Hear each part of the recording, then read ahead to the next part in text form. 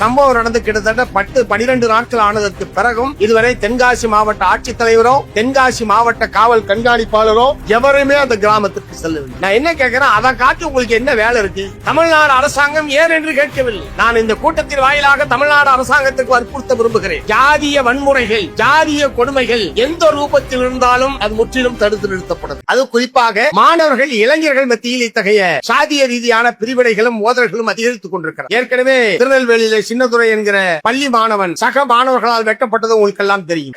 அதில் பள்ளிகளில், கல்லூரிகளில் இத்தகைய சாதிக மோதல்களை தடுப்பதற்குரிய பல்வேறு நல்ல ஆலோசனைகளை நீதிபதி சந்துரு அவர்களுடைய தலைமையிலான அந்த ஆணையம் தமிழ்நாடு அரசுக்கு வழங்கி இருக்கிறார். ஏற்கனவே இருந்த தமிழ்நாடு அரசாங்கம் அதன் மீது எந்த நடவடிக்கையும் எடுக்க கமிஷன் போட்டாங்க. கமிஷன் ரிப்போர்ட் கொடுத்தது. ரிப்போர்ட்டை அப்போது இருந்த முதலமைச்சர் திரு மு.க. ஸ்டாலின் அவர்கள் பெற்றுக்கொண்டார். அதுக்கப்புறம் அந்த ஆணையத்தினுடைய பரிந்துரையின் மீது எந்த நடவடிக்கை எடுக்க. அப்புறம் எதுக்காக அந்த ஆணையத்தை போடுறீங்க? அதாவது அந்த நேரத்துல பிரச்சனை இது பண்றதுக்கு பாருங்க, நாங்க கமிட்டி போட்டிருக்கிறோம், அவங்க பரிந்துரை வந்ததுன்னா நாங்க எல்லாத்தையும் செஞ்சிருவோம் என்பது போன்ற ஒரு மக்கள் மத்தியில ஒரு அபிப்பிராயத்தை உருவாக்குவதற்கு அது பயன்படுத்தப்படுகிறதே தவிர பல லட்சம் ரூபாய் செலவழித்து உருவாக்கப்பட்ட அந்த ஆணையத்தினுடைய பரிந்துரைகள் முறையாக அமுல்படுத்தப்படவில்லை என்று சொன்னால் அதனால் என்ன பிரயோஜனம்? ஆகவே இப்போது நான் வற்புறுத்த விரும்புகிறேன், நீதிபதி சந்துரு ஆணையத்தினுடைய பல்வேறு நல்ல பரிந்துரைகள் என்பது உடனடியாக அமுல்படுத்துவதற்கான அரசாணைகளை இப்போது இருக்கக்கூடிய தமிழ்நாடு அரசாங்கம், ஆணையம் திமுக ஆட்சியில் அமைக்கப்பட்டிருந்தாலும் இப்போது வந்திருக்கக்கூடிய புதிய அரசாங்கம் இது போன்ற பிரச்சனைகளில் இன்னும் கூடுதலான கவனம் செலுத்த வேண்டும் என்று